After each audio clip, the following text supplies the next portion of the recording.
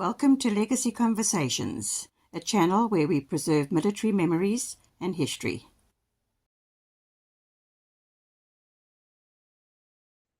Hello everyone, welcome here at Legacy. As you might have noticed, we've got an exchange program going on with Fighting Men of Rhodesia. As I always say to you, it was actually one war. We learned a lot from the Rhodesians. The South African police counterinsurgency units were fighting in Rhodesia since the late 1960s, I suppose, and early 70s right through. Then came the Great Betrayal. The South African political people decided they won't support Rhodesia anymore. But they did learn a few lessons, I also have to say. They realized that the fight, if there's going to be a fight, should not be inside South Africa. It should be as far away as possible. And so then came the Angolan War and the South African Bush War in the northern parts of Namibia, Southwest Africa, then into southern Angola. And there, of course, everything happened and most of you were involved there. In this episode, Greg Ashton from 1 and 2 Recce is speaking to Tony Ballinger, and he's speaking about operations. And he does say something very interesting, which I fully agree with, and that is because the war was so far away from South Africa for the soldiers. For the policemen, the war was right inside as well. I mean, because we were involved with the counter-terrorism operations inside South Africa at a vast scale. So much so that we couldn't handle it. In fact, the army had to come and give us support, for which we are grateful. But what Greg is basically saying here is that because the war was far away, it seems that it wasn't as close to the people's heart as it could have been. And I agree with him in that we are open for debate. If your people disagree with what I just said, then let's talk about it. But I recall coming back from the border many times. No one really cared. They couldn't they couldn't give a whatever. It just didn't matter to it. But Greg describes coming back from an operation with the Rhodesian forces, and they landed somewhere with all their helicopters, and all the folk were waiting there for them, and they just couldn't do enough for these returning soldiers. They are out there giving the guys drinks and food and just being kind and nice. Now, I'm not saying that the South Africans were never like that. I'm not saying that. I'm just saying that because the war was far away, perhaps it didn't bother them as much as it bothered the Rhodesians. And that's what the episode is about. I hope you enjoy it. I want to say to all of you, guys, if you served in Rhodesia or you had something to do with the Rhodesians, please come and talk to us. Or tell me at least so that I can refer you to Fighting Men of Rhodesia. And for the Rhodesians out there, guys, you're welcome with us as well. Contact me, let's see if we can record you. And to all of you out there, thank you for your service. God bless. And let's see how this episode went.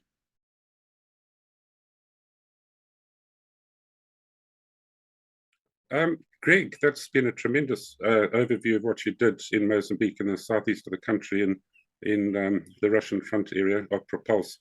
But I think we're going to move on to your experiences in Snoopy now. That's SNOOPY.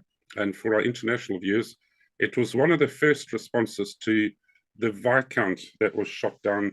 RH285 was the first or second Viscount that was shot down. And the Rhodesian government decided to hit back, which they eventually did in Zambia and Mozambique. And Snoopy is one of these raids. It covered a large area near Chimoio, and it involved quite a large Rhodesian contingent on the ground and in the air. And you were part of it, Greg, so I'd love to hear your story. Right. We were briefed that this was going to be a base attack. They knew that there were quite a few thousand Zanla operatives in the area. And what they wanted to do, they wanted to go in with the bombers and bomb it. Intelligence reports from intelligence, the Air Force and the Zulu Scouts had pinpointed where it was between two mountains in the valley below, and there was a dry riverbed which was on the southern side. And we would make up part of the team that went in to attack the base. Attack is a bit of a misnomer, because they really wanted, what they wanted to do was to strafe it and bomb it. And we would then be the stopper groups. The Zulu scouts were operational in the area. They did not have enough men at this stage. Obviously, guys were allocated to some of the other operations. We had some of the C Squadron guys with us, but it would be us in D Squadron, and then a para-wing of the RLI as well that would be involved as stoppers, the stopper group. So primarily on the southwestern side and the southeast, a bit of a bow like this along the river, where the mountains were on the east and the west. I'm simplifying it, but that's primarily what it was. It's roughly 75 kilometers east of the current town of Matari on the east of Zimbabwe. Correct. Just to give That's people an orientation. Yeah. And it's a bit of mixed bushveld. So there's the mopani trees, and on the river bed where the rivers do run during most of the rain season, there are bigger trees there. So you would find that there must be wild figs or something else like that, and quite large trees. And we would then be dropped. They normally say a height of 800 feet. So the first team to be dropped would be D Squadron, then it would be C Squadron, then be us in A Squadron, then the RLI on that side. So the decks would just come in, just fly like it. So there were 3 of them. And they told us more or less what we were going to do. We've got to intercept any of the guys coming in. It was a mop-up operation after the op.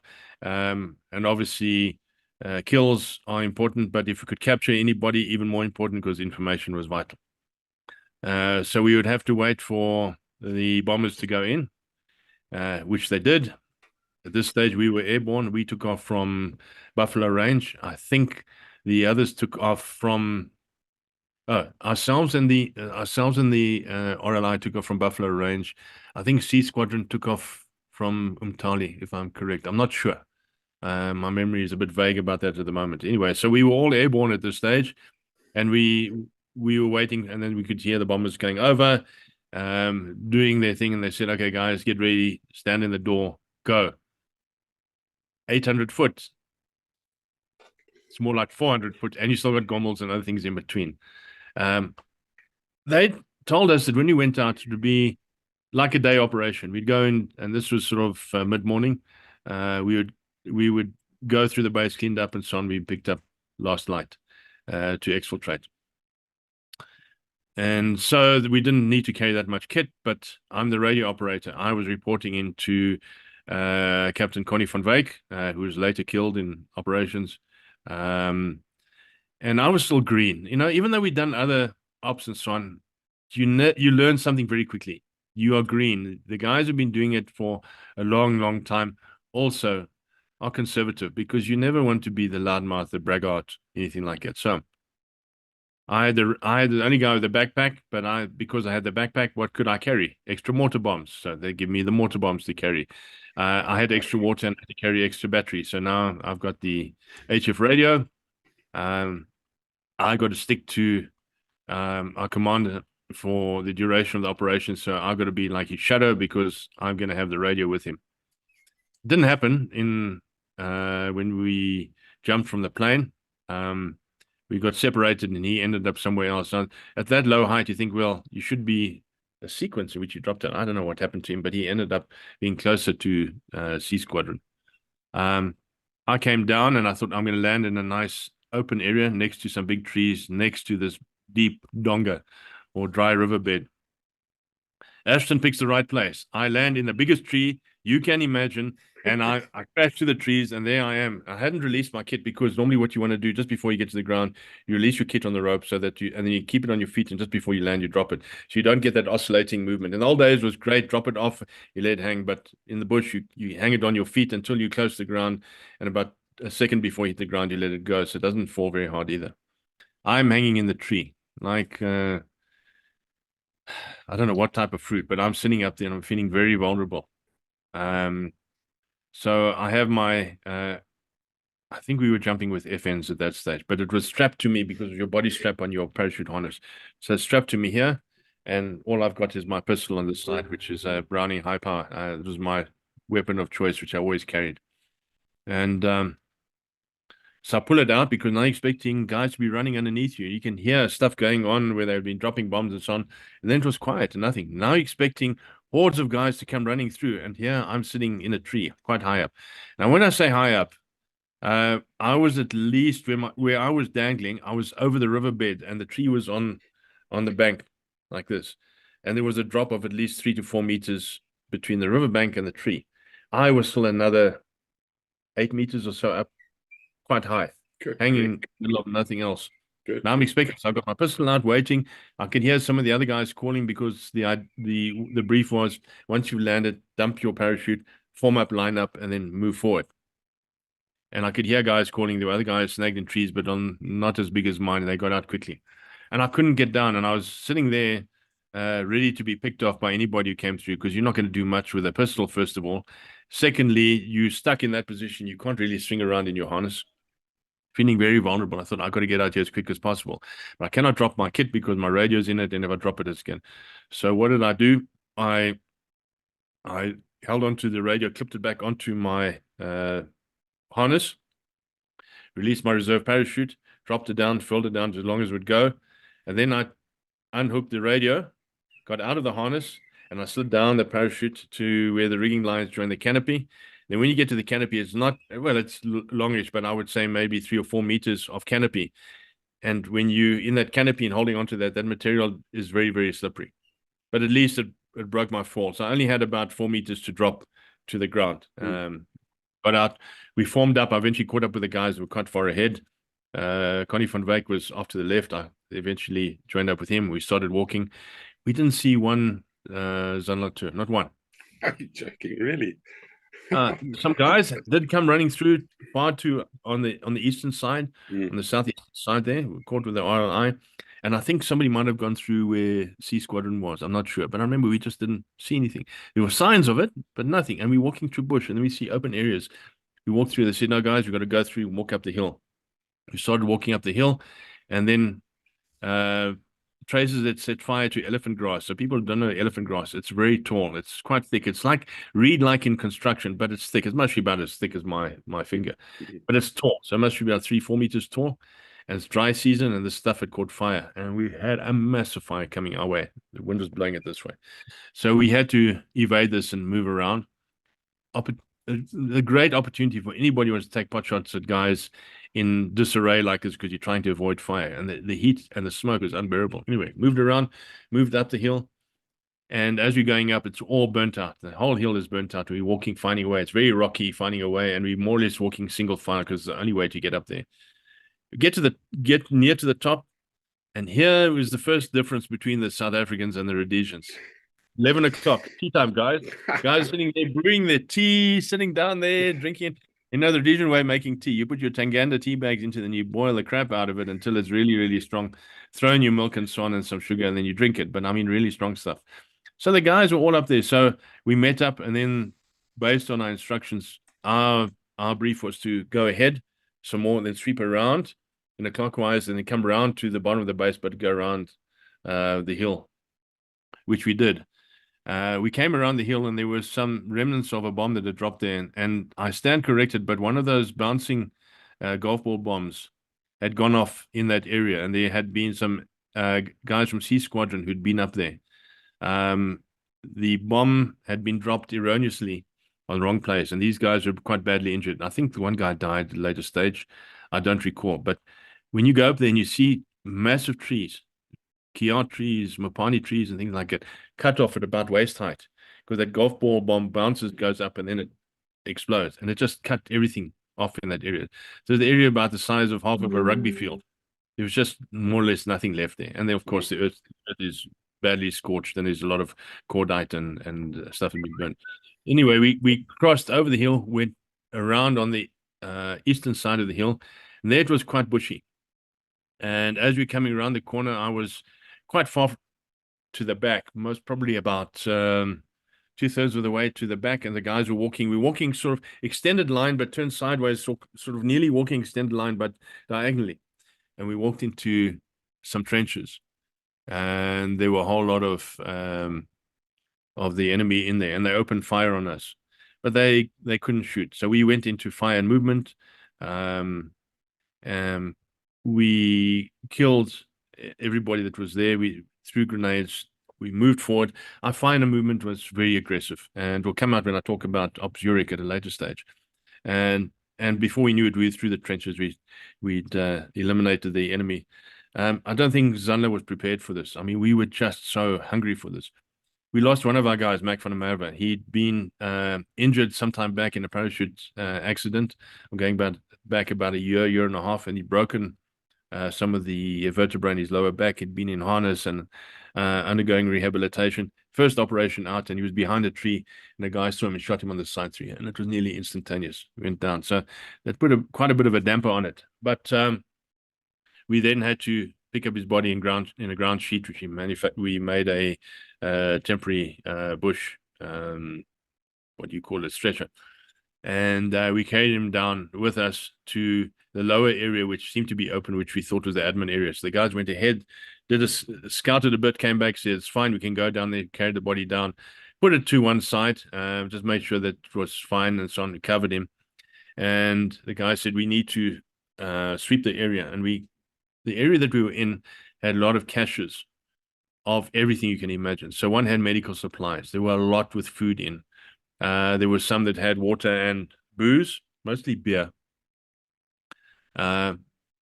Ammunition caches. Now, a cache is not something which is stacked on the ground here. Here they dig into the ground. I would say it's 2 to 3 meters deep. Has an entrance, which you saw step down into it. They use big poles from the local trees, which they cover, put it down, and they cover it with soil and leaves and so on. So from the aerial photograph, we won't necessarily pick it up, but they are there. And when we came across the food, like, that's when you get angry. So in those days, all the European countries were supporting the freedom movement. So you come across wonderful pickled ham in tin cookers. Beautiful stuff, but you know, it's left out in the open, and you pop that tin, and it goes, and smell which comes from it. And rice, there was a lot of other stuff there that was just lying there. So Norwegian salmon, I mean, really classy stuff that we would have killed for in Rhodesia. There wasn't, and what do these guys mostly want to eat? Mealie meal, salsa. So there was some, and there was a separate cache. There was a whole lot of bags and bags and bags of this stuff, but obviously it's an acquired taste, I think, for them, or maybe the high-ranking officers were eating this stuff. But there was a lot of it. I mean, stuff that I'd only heard of. Pickled herring, and you name all kinds of things, and fruit, pickled fruit, and things like that. Anyway, so we went through all of this stuff, and the guys decided we got to blow all this up. So now I'm right on the end, on the sort of southeastern side, at the bottom. I'm the guy there with Skulk Fourie. I've got my backpack on at the moment because I've got the radio, and Captain Connie van Wyk, who's a bit ahead, is busy coordinating. He said, stay here, set up comms for radio and so on. I'll be back now. But they're going to start blowing up all the caches. So the guys start laying charges and blowing up the ones. The one closest to us, which the guys didn't check, they just said that's also ammo. Wasn't ammo. Was the local latrine or toilet. When that thing went off, they talk about shit in the air. It was brown, and it was raining brown stuff. We were covered in this stuff. It just came raining down on it. Quite a nasty surprise, eh? You know, I mean, we're tired already. We're covered in, our eyes are red from all the smoke. We're thirsty. There's not enough water and so on. My water supplies were nearly done, and so were the other guys. Now, to contend with this, we got all this stuff over us. That hadn't happened when all of a sudden the Zandler guys had obviously moved in and opened fire on us, and we just came under this barrage of fire. I just remember running, because where I was, the soil around me looked like it was raining. I wasn't hit, but I dived for cover. But I have this heavy radio on me, and I dived into it with a lot of sand, with a kit and everything on my back. My friend Skulk said to me, I looked like a tortoise in the sand because I couldn't move. All you could see, my hands doing this, trying to get out. Anyway, I crawled to the tree behind there. My handset from my radio got snagged on a tree and came back, hit me on the eye over here. It split open my eye. So I had blood running down here. I just remembered, you don't know these things until they took a photograph when we went out, and I had this streak. I looked like a cheetah on the one side. Anyway, so we took cover there, and so the guys called the Air Force on the HF radio, said, we've got a problem. We need to send in. We haven't got enough firepower. So we think, well, it's going to be, some of the bigger stuff that comes in. 2 lynxes. Little mosquito, push pull, yeah. Yeah, and what they were carrying those little silver canisters underneath, which is a napalm copy that they were using. And they came in to drop the stuff, and they dropped it south of us, and they weren't on target because they don't want to hit us either. But I mean, you see the big balls of flame and so on going up, and soon the firepower diminished, and the guys left.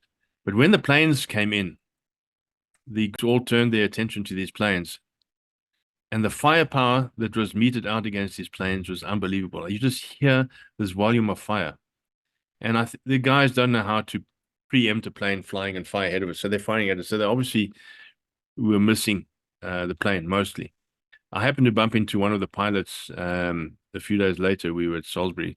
I was at the air base, and I saw the lynxes there, and I walked up and I asked the pilot, were you one of the guys there? He said, yes, we were. I said, so does your plane have any holes in it? I didn't think they were going to come back. He said, yeah, I've got like 68 holes in my plane. It was mostly in sort of the tail end of the plane. Yeah. Some in the wings and a bit in the fuselage, but mostly towards the tail end. He said, no, it often happens.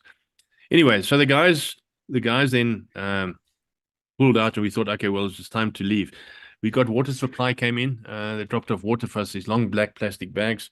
At least the guys had water, and they said, guys, sorry, it's too late. Sorry, my dog's barking. It was too late. They can't evacuate us now and collect us by helicopter. They're going to have to come early the next morning. We're going to have to stay the night. So I thought, okay, it's just one of those things. We're going to stay the night. So we bedded down. We didn't really have much food or so on to share. We had some energy bars, a bit of water, and some guys made some tea or coffee, and that was about it.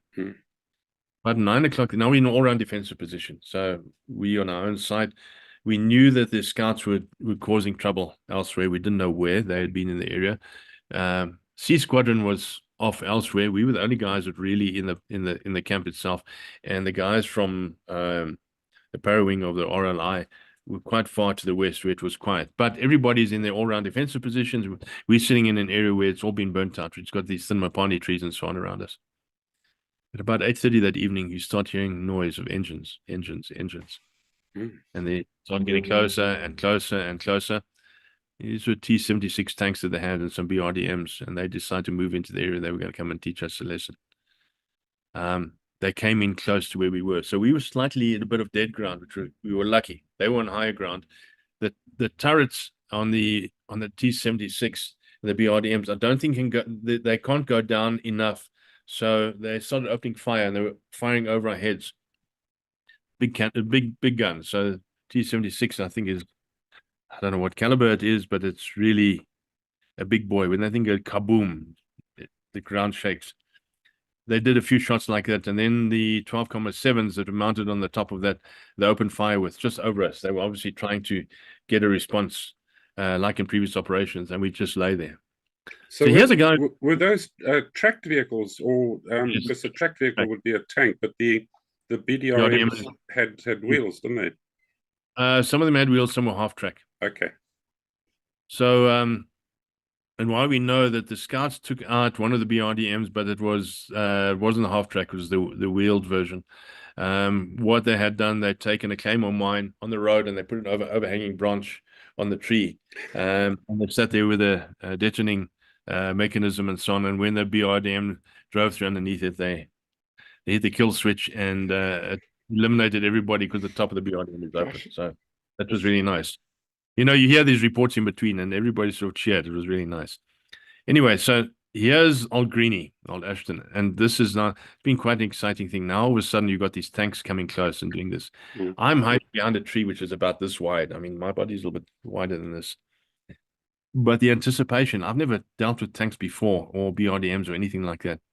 I thought I was getting cold, but I think it's fear and adrenaline in your body. When my teeth were chattering, I couldn't stop chattering, and I was trying to talk to the other guy the whole time like that.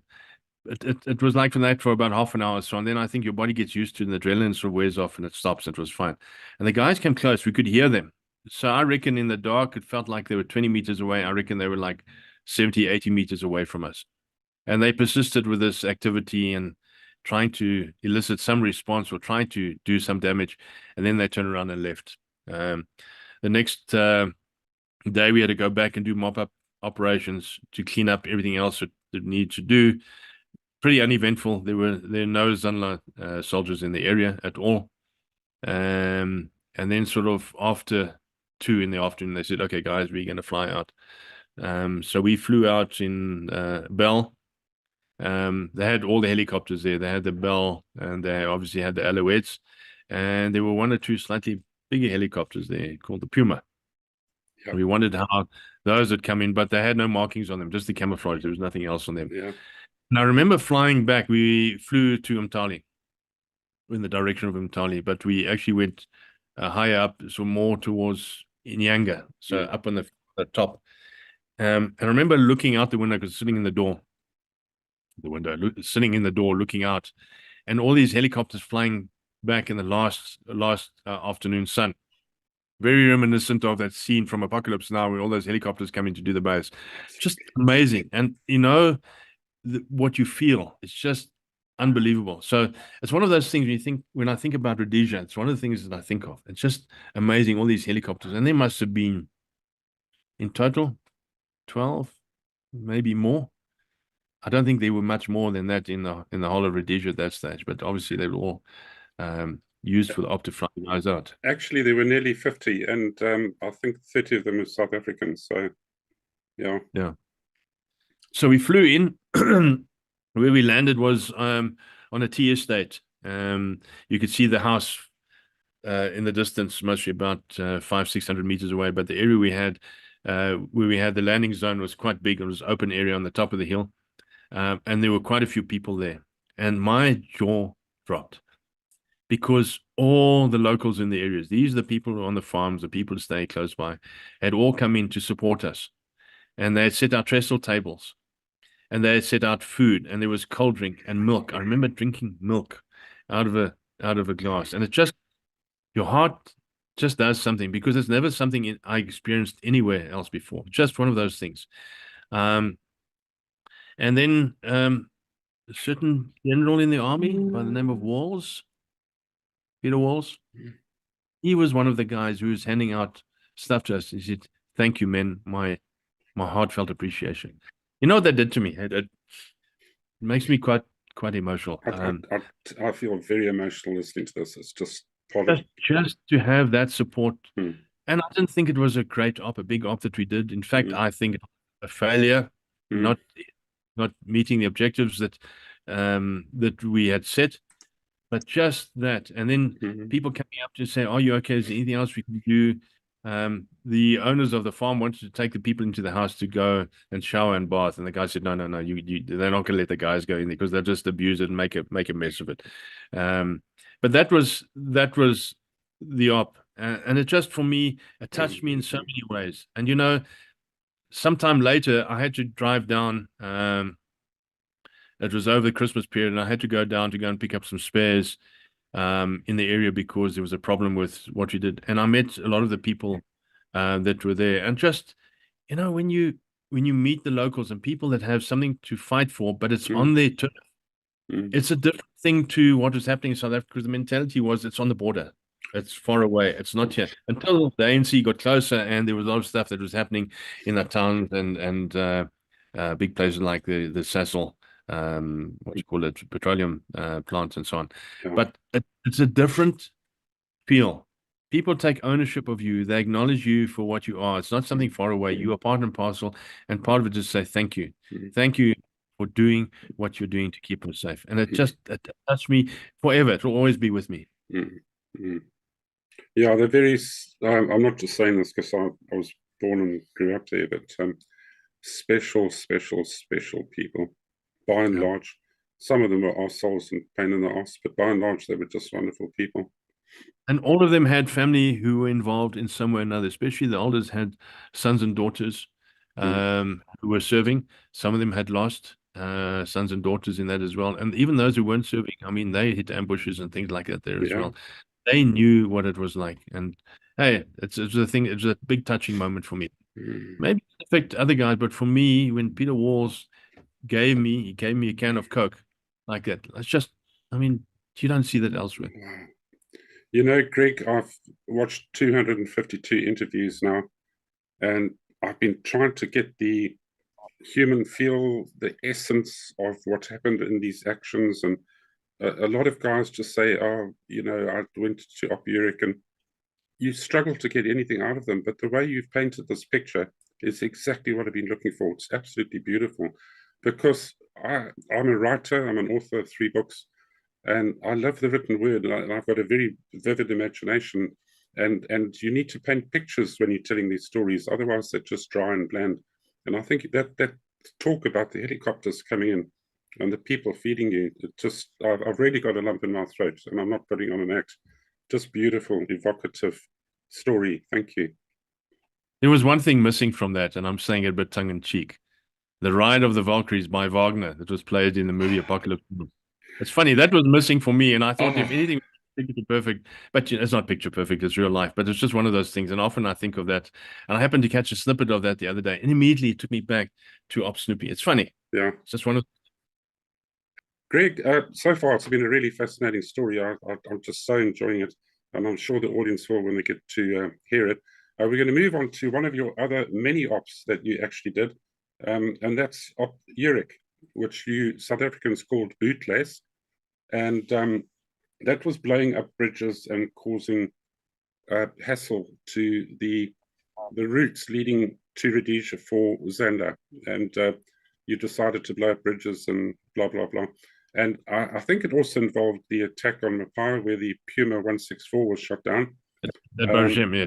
At Bergem. So yeah, well that was actually the South African. No, it was a cheetah. That was what we called a cheetah that was shot down at Bergem, going in to rescue an injured guy. But let's, you know the story better than I do. If you could just pick it up from when you first heard about it. Okay, so we were briefed that we were going to continue with more operations, and there was going to be a big operation coming up in Mozambique. And our role in Uric, it's funny, I refer to it as Uric and not as bootless. There's maybe something in there. Our brief was that we were going to target the bridges all leading from the coast up to Mapai, where the big battle, Mapai and Bergem, where the eventual big battle took place. And so we were tasked to identify a number of the bridges on the main roads coming up. Now, this is quite far up the coast from Maputo, but they're going inland. And when I say inland, we were not right on the coast, but we were far enough inland where, because it's pretty much coastal terrain, or flood, what do they call it, flood terrain near the coastal area. But it's all very sandy, a lot of marshes and so on there, because obviously this is where the rivers open up and you start getting these wide river deltas there. So we were broken up into various teams to target a number of strategic bridges, most of them on tar roads leading to the interior. And by demolishing these bridges, we would hamper Frelimo primarily, and then Zandla in terms of suppliers that would be going inland from the coast, from where they were getting their supplies. So we were flown out in Bell helicopters, Bell 205s, teams of 6. Each Bell was initially the grouping, but often what happened then was because you needed more men on a particular bridge, especially the bridge was bigger, they decided what they would do. They split us 3 teams, so a group of 18 of us over 2 Bells, 205s. So we flew in. We started, I think, on the northernmost bridge first, came in and landed. So it's funny, you're flying in, and because it's so flat, it looks like rice paddies. Maybe they are, but it's very flat coastal, flat terrain area. And we flew in, and yeah, you're flying over villages and the The villagers are waving at you and so on. It's quite a weird situation like it. You feel when you're going into somebody else's thing. It reminded me of the coastal area of Durban. And all the way down on, the south and the north coast of KwaZulu-Natal in South Africa. That's what it reminded me of in many respects. It's a similar type of terrain. But once again, it's the sort of flying low over the rice paddies. All that was missing was the straw hats and the iconic music. That was missing. That was missing. Apocalypse now. So we flew in, and it's very strange because you're coming to land on a road, which is a normal commercial road in a province. There are no guards or anything like that there because it's not a military checkpoint or anything like that. And the vehicles moving up and down. So your first point is to stop the vehicles, which we did. So we had stopper groups go out on either side to stop the vehicles. So that we dressed in, I can't remember what our dress was. I don't think we were in Rhodesian fatigues. I think we were dressed in greens. And was that a combined operation with Rhodesians, or once again you'd separated into? No, it was combined operation. There were many arms to this as well. So the other guys were designated with going to Barajim, where they were. I think it is Barajim, where they were going to take out I think there was a radar installation, a whole lot of other stuff there, but they need to go and take out the bridge. There's a whole lot that need to be done. And so everybody had different roles and responsibilities. We knew that they were doing something else, but we had our task to fulfill. So we had 3 bridges that we had to take out or eliminate. And so we did the first bridge. So when we flew in, as I mentioned, you debus, the first guys go out, they clear the area, make sure no vehicles come in. And as soon as you got an armed guy with a rifle and so on, the vehicles tend to stop or they turn around and they go, which happens. So, and to lay the charges takes a lot longer. Most of the bridges are normally concrete and steel girder bridges. It means you got to get in underneath the bridge. You got to put cutting charges onto the steel girders, and it takes a bit of preparation. So we'd done some preparation before, so a lot of the stuff was really, I wouldn't say pre-packed, but easier to do. But still, it took time because you can't always reach the girders. You go underneath there, and it's too high, and you got to climb up embankments and so on. So, and you had limited time, first of all, and limited space in the helicopters to carry all of this equipment. Different to an operation that I had done sometime before called Backlash, where we blew up a tunnel, but we practiced for 3 months and we took in a whole lot of stuff with us. We also had scaffolding and we had various other things to do. We planned this meticulously and we could do it. We could get the charges where we wanted.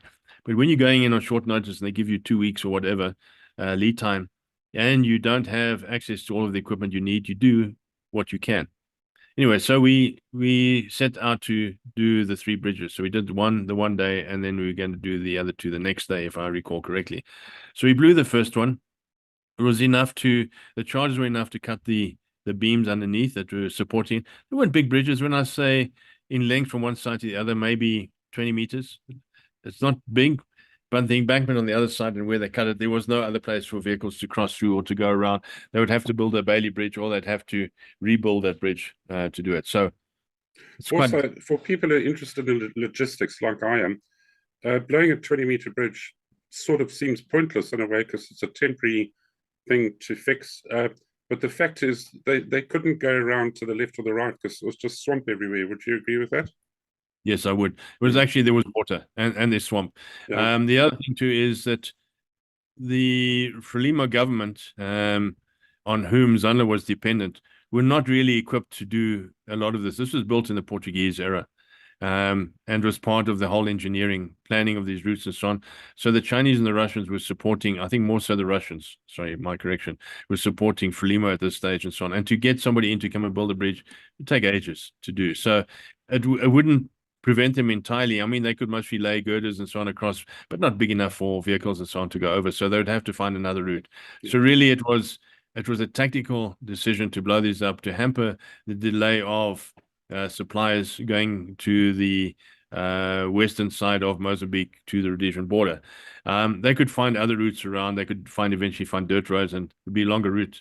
But we were hampering them no less. There was actually another global reason. Sorry to interrupt, Greg. There was another global reason in terms of the war there to stop the inflow in the southeast. Is because there was nowhere inland that was high enough to put up OPs. And the strategy was to try and push the tours up into the north, coming in through Matari and in Yank and all that sort of stuff, where there are ample observation points and far easier to attack. Yeah. I think part of it too, that I think there's also the tribal structure of the people living in that part of Mozambique and South Africa. For them, a border is just a river you got to cross. There's no checkpoint and passport control or anything like that. That's number one. So you find people move backwards and forwards. It's pretty rural out there. It's very basic. If you've ever driven through that area, there's not much of anything in terms of call it infrastructure that you would come to understand with first world and third world countries. It's very basic. And when you get further out, you might have a railway track, and that's the only sort of modern thing. Otherwise, they're dirt roads.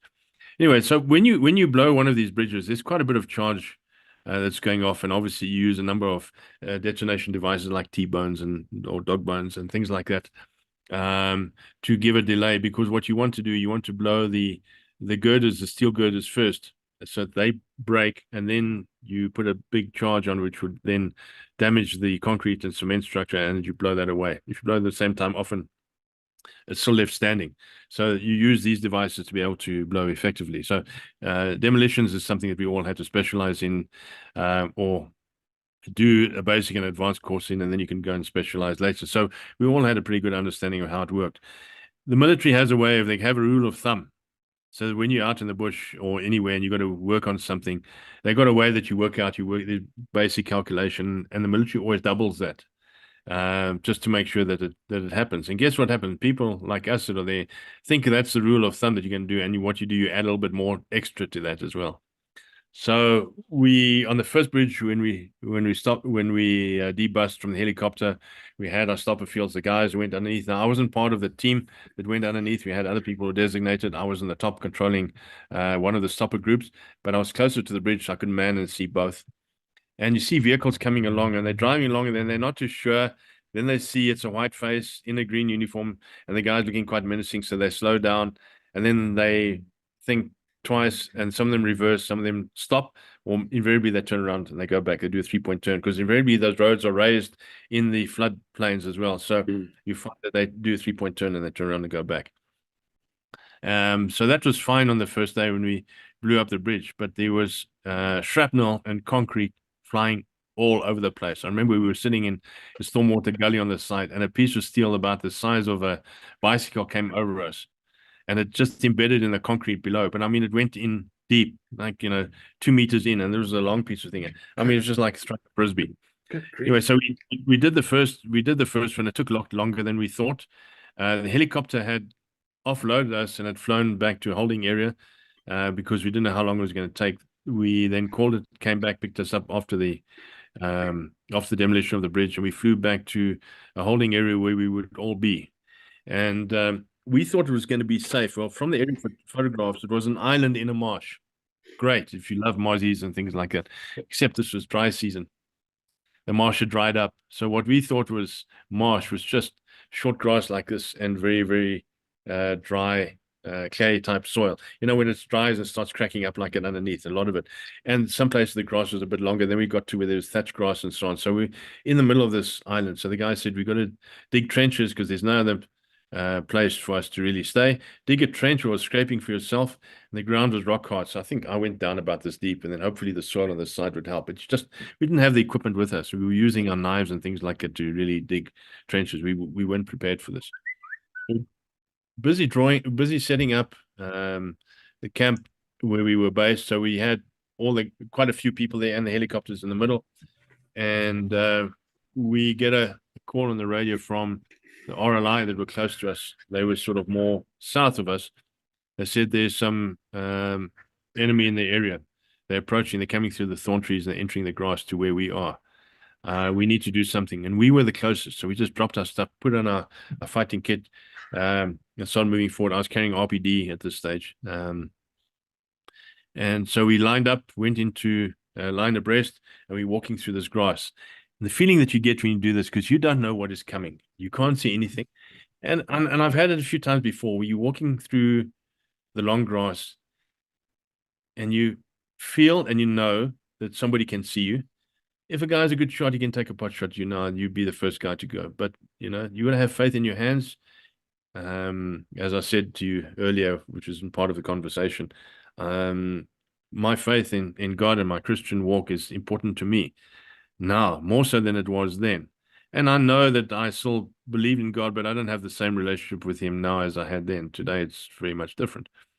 But you're still apprehensive, and you're walking with the other guys, and you're part of a chain. You can't be the weakest link to give in. And people say, but aren't you scared? Oh, yes, you are.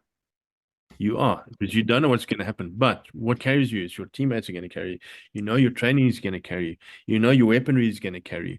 And you now have the ability because you are now ready and primed and ready to go. And it's a big thing. That camaraderie and these are guys I've worked with a lot. You know what you're going to be doing. So as we were walking forward, all of a sudden the guy said, there. And as you did that, you could see the guys coming up and they were taking shots at us, but it was uncoordinated. I don't think they planned it. There must have been about 10 or 12 of them. Here there were a lot more of us. I think there were about 14, 18 of us in an extended line. And we immediately kicked over into fire and movement. And our fire and movement is very aggressive. I mean, you work on a buddy system. You're keeping your line abreast, and you get up, and as you get up and run, your mate next to you is firing, keeping the guy's head down. And as you hit the dirt, he's coming up and he's going. You don't have to wait. It's not waves that is coordinated like a ballet, but everything moves. There was a captain from the RLI who was standing on an ante about 300-400 meters to our right-hand side, and he'd seen what was going on. And he was trying to yell something, and he got shot in the leg by one of these guys. He went down in like a bag of sudza. We didn't see this, only came out later. But we did this fire and movement action, and there were some guys to the right of us, and I think they were RLI. They got left so far behind. I just think that the difference in training and as we work collectively as a team, we just went forward, and we went through these guys. And we had quite a few kills. I think one guy got away. I think he was injured, but he got away, but we eliminated them. Now, obviously, it's a problem because if somebody gets away, like you see in any operation, they can go to their local base or they can tell somebody and they can bring in the heavy armament. So, of course, now we were a bit concerned. But I think the guy was injured badly enough not to be able to go very far. Maybe he didn't make it. So we then came back. We regrouped. We then had people doing patrols going around because we wanted to make sure that that was fine. So well into the night, the next morning, we had patrols the whole night. Make sure that everything was secure because the next day we'd be doing some more bridges. That night, the mosquitoes came to visit. I was lying in my shell hole. I had a face veil over me, and I'm lying under a thin parachute sleeping bag made from parachute materials, just enough to cover you. And your face is on the face veil on your face. The Moisey is just doing this. You just hear this high-pitched, constant frequency sound like a radio that's not on a station all the time. And the mosquitoes love me. They love me, but yeah, we got bitten, but it wasn't so bad. Early the next morning, we then got up. We went to get ready to take on the other two bridges.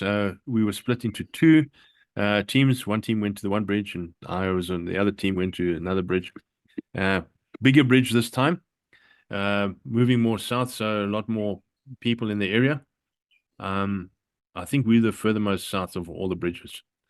Anyway, we set up, landed, debussed for helicopter took off, and our team commander, Martin Natolovitz, a young lieutenant, was with us. He was controlling what was going on. He wasn't part of the demolition team. We had the guys who were going under to set up the charges. It was a slightly longer bridge, but it was narrower, and it wasn't made of that much of concrete. A lot of steel railing on the side and so on. So it was quite an elementary bridge to go underneath to do it. And even some of those old bridges even have wood underneath because often they use the existing thing and they build over that.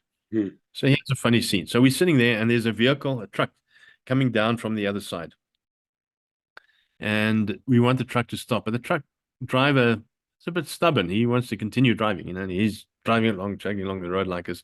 So one of the guys next to us on the RPD fired a few shots. So he was lying prone on the RPD on the tripod, bipod. And he took a whole lot of shots at this thing, and the truck stopped, you see. And then the guy decided, no, he's going to continue coming, so he fired a lot more at him. He decided, nah, I'm going to carry on driving. So Mark said to one of the guys, I think it's time for the RPG. He's a guy called Tommy Thomas, came out of the RPG, forgot to tell Mark he's firing now because he blew one of Mark's eardrums, because when he flew back in the helicopter, the fluid was running out of his ear. Anyway, fired at the truck coming down. and the first shot went straight for the truck. But sometimes what happens, I think the fins, and as it's coming straight at like it did this, missed the truck completely. And I think the guy's eyes were just this big, and because the truck ground to a halt, like the doors flew open, the guy turned around and ran.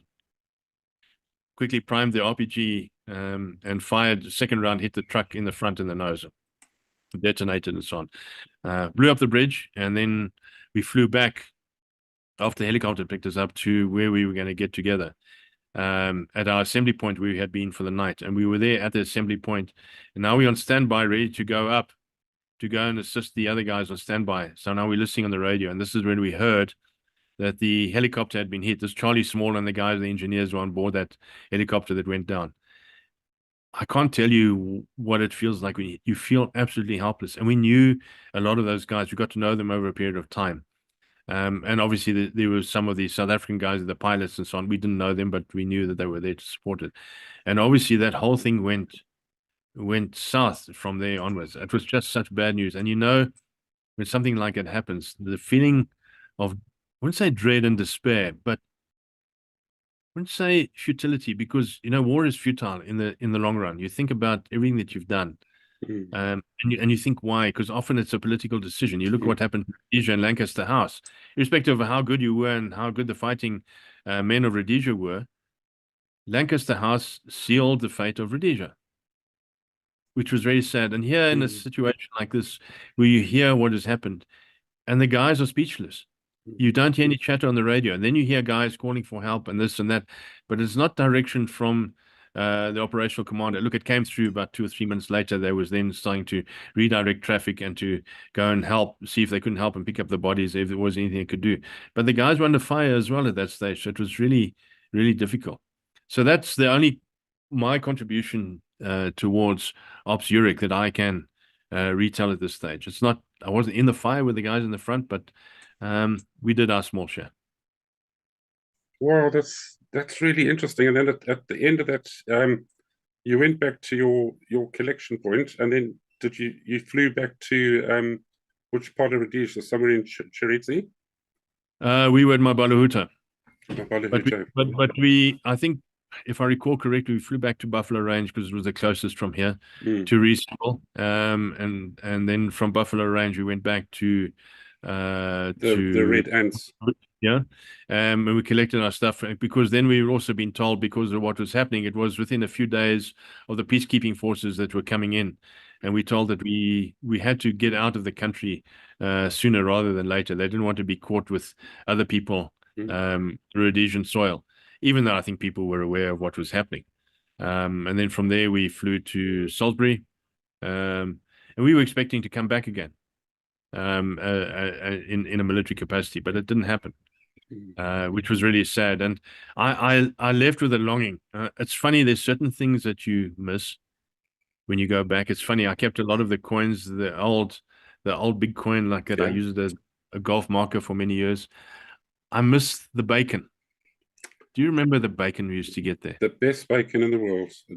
I've traveled the world. I've yet to eat bacon like that. The bacon here in England, literally, you can put a kilo in a pan and it's all water, and there's no flavor. But there was just something about it, magnificent meat. And I remember, do you remember Lobels, who used to do the bread? Yeah. So it's funny, those are the things that you miss. That bread never used to go stale. We used to leave it in our bread bin in the kitchen for 4 days, and it was as fresh as the day we bought it. They mixed a bit of cement in with it. But it's sort of things like that. And I left when we flew back. I was under the impression that it'd be a temporary thing to go back to Rhodesia, but it was.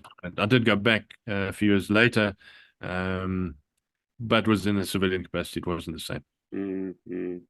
And my heart still lies there. I did a lot of work a few years back when I was based in Lusaka in Zambia. And for the business that I was charged with setting up and running, I had to go and spend some time in what is now Harare. It's a form of itself. I drove past what was the RLI barracks, and now it's the Zimbabwe regiment, and the road going to the airport. It's just very sad. And my heart longs for that. But it won't be like that again. We have to remember it like it was Rhodesia. Absolutely. It's, a great nation of people sold down by the banksters and the mobsters, and that's all it is. Corruption on a global level. And I'm afraid it's going to come back and bite the West in the face. Not just what they did to us, but the way they're just allowing all sorts of critters to run countries. Well, I understand it from a Christian perspective, from end time study and eschatology and all that. But yeah, what a mess. In closing, it's been a really fascinating talk, Greg. I've thoroughly enjoyed it. What would you say defines a special forces soldier? What's, if you put it in a dictionary, what is a special forces soldier? It's more than just a guy who can slink along in the bush and blow up things. How would you define a special forces soldier? It's quite a broad term, if you define it. And if you look at soldiers of this class around the world, they're all different to some degree or another, because your environment, your theater of operation, and the demands placed on you vary slightly. But if you all round and encompassing, like the SAS were, whether it's land, sea, or air,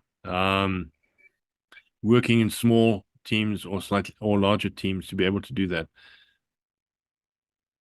skill and tenacity and training plays a big part, without a doubt. The equipment is part and parcel of that as well. The better you are equipped, the more capable you are. To a degree, because I think if you start relying too much on equipment and not on your own skills or your team skills and that ability, it's that give and take point that you got to say, well, are we totally dependent on indirect fire we have to call in from elsewhere, or if you have to do escape and evasion to get out of a situation, what is better? And I know it's nicer to have all that firepower, and I'm not picking on the Americans, but the Americans utilize a lot of that firepower. They're able to do so. We didn't have that in any way whatsoever, whether here or in Rhodesia. You had maybe some aircraft support, but quite often your planning was so meticulous to say, guys, you've got nothing. It's your skill and your ability. And that makes you ingenious. That gives you the tenacity. But your training and your team collective effort is what pulls you together to make you work. We've seen these movies of Rambo and people like that. A special forces soldier is not a Rambo. He's not a guy who's bristling in muscles. In fact, most of the guys, size-wise, for my size, maybe a little bit bigger or smaller, I'm 6 foot, or 183 centimeters for those who work in the metric system. The most important part is that tenacity and that will and that desire. I mean, I was told that I was never going to finish our selection course, and yet I did. And I know guys who've done other selection courses. I know some guys who've done the South African Special Forces selection twice because they were out for too long, and the guy said, you're not capable of doing it. But if you also look at the SAS selection, and I'm talking about in the UK, and I'm talking in Rhodesia. In the UK, it was quite individual, where they're on the Brecon Downs, where they long individual marches and so on. I think to a lesser degree, and I stand corrected here, but the Rhodesian SAS were slightly different in terms of, and they relied very much more on teams.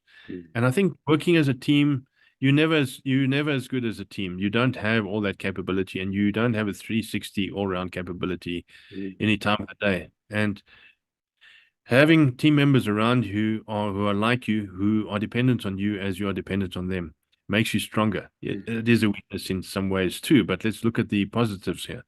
They make you stronger, they motivate you. And when times are tough, often that's the guy who's going to say, just hold in there, just hang on, we're going to be able to get through this. Or sometimes your words of encouragement or an idea to say, let's do this or let's do that. And you got to be a thinking man soldier. That's the big difference between conventional and other soldiers, that as a special forces soldier, you have to be able to think, and sometimes think on your feet. Often there's a plan, but you can't follow the plan because plan is made in the ops room and in training. But when you're on the ground, things change, and you have and sometimes they're not good, and sometimes you gotta make the call based on what information you have at your disposal, circumstances, and also sometimes your team. And as a team leader, it's more difficult. And I've seen guys who have been team leaders on teams of 6, and they're not necessarily an officer. I've seen guys who are senior NCOs, non-commissioned officers, the rank of the sergeant, staff sergeant, lead teams very capably, because they have the fighting skill. They know what the bush is like. It's something. It's like it's in them. It's that spirit that you've got in you to be able to do that. And a good special forces soldier is the person who adapts to the environment, to the circumstances, and despite the odds that are stacked against them, are still able to go out and do what is done and asked to do what has been requested of them, or part of their mission brief. But sometimes it changes, and you say, I couldn't get that, but you know what? I did this, and I did this, and I did that because we couldn't do that. And you might get castigated for that, but the fact that you thought on your feet and you still did what you had to go and do, it might have been in another way. That's what makes it. And I think the other component is you've got to have a belief in something. I see that today, and it's missing. I can say without a doubt that before we went out on an operation, and I'm talking from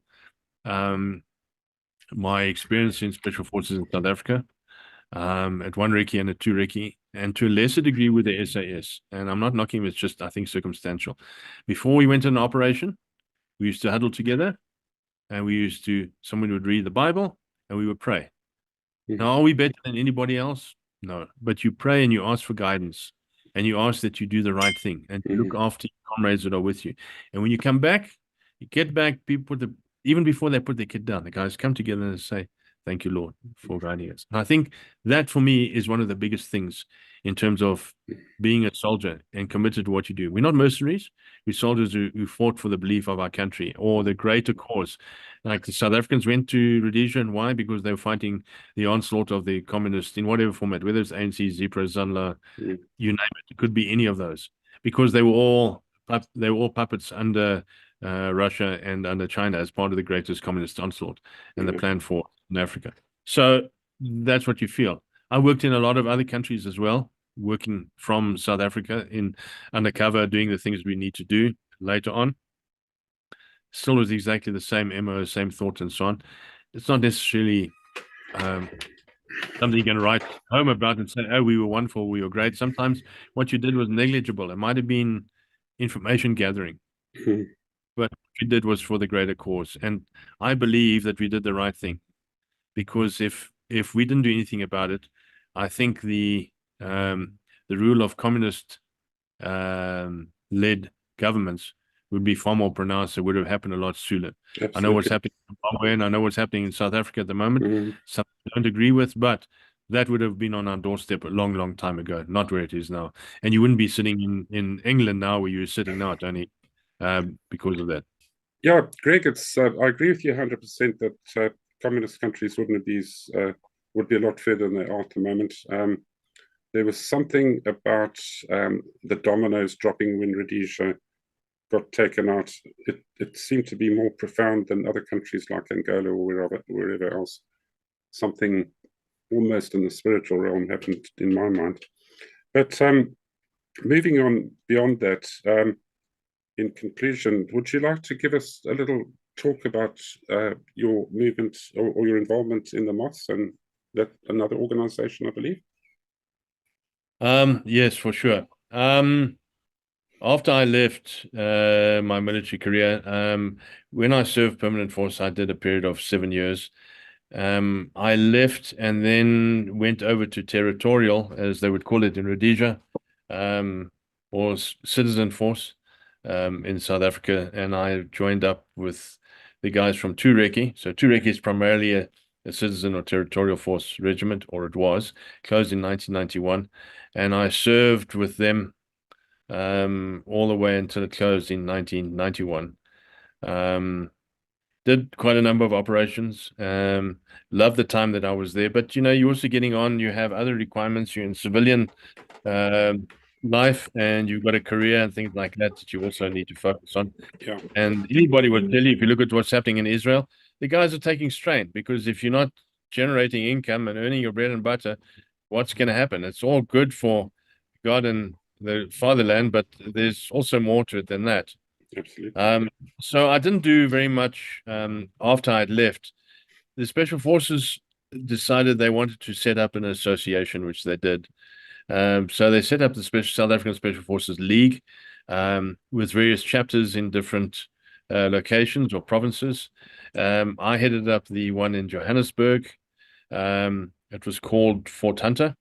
I did that for a period of 2 years before I stood down and somebody else took over. Now, while it was called a fort, all our operational bases were called fort. So whether it was Fort Rev or Fort Foot or whatever it might have been, that's so we just carried that through into the league.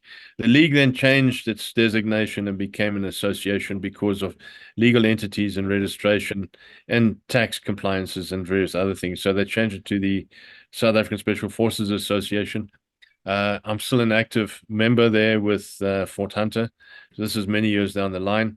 And our role and objective is really to help people who've fallen on hard times, especially today where you got a lot of the people are our age who are now not just fathers but grandfathers too in many respects.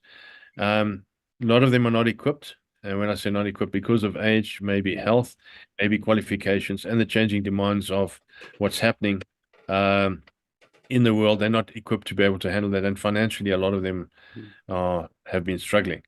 During COVID, we were very active and we helped a lot of people who really either got sick or fell into hard times. And we had private people within the organization who got aircraft to go and fly people in for medical service and care or for food or whatever. So that's part and parcel of it. I did mention to you that my father had been in the Air Force and had served in North Africa and in Italy. And he was my hero. And for all of the years, I always remember what he was, what he stood for and what he did. And I think the military background gives us a backbone. It gives us something in terms of value and honor. And I don't mean we're patting ourselves on the back and we have big egos, but it's what we stand for in terms of the greater good and for our fellow man and fellow woman alongside us. And he joined the Moths. For those who don't know, it's the Men of the Order of Tin Hats.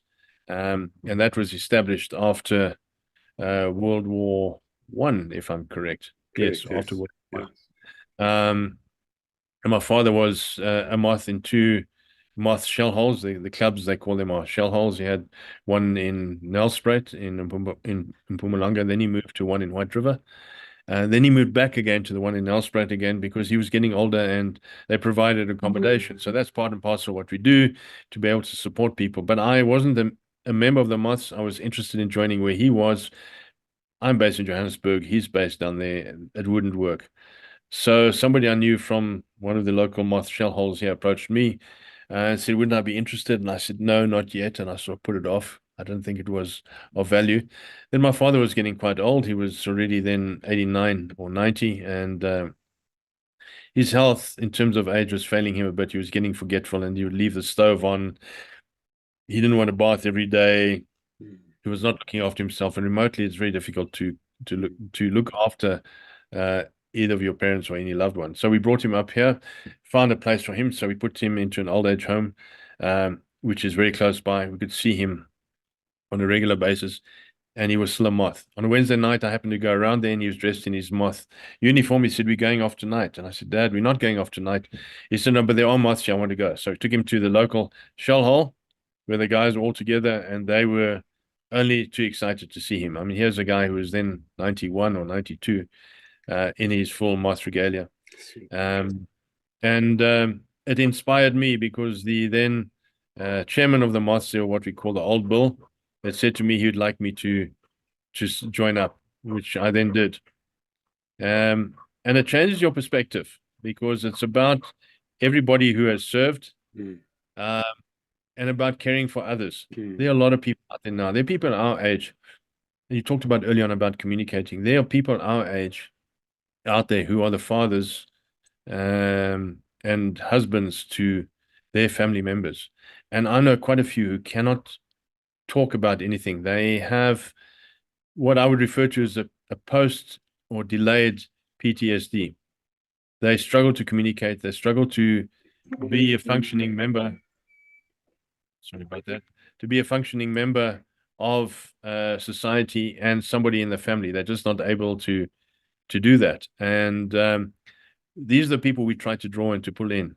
So we have people from the police service, we have people from the artillery, from the infantry, from various other services. And these are all people who have contributed and now are contributing to help others.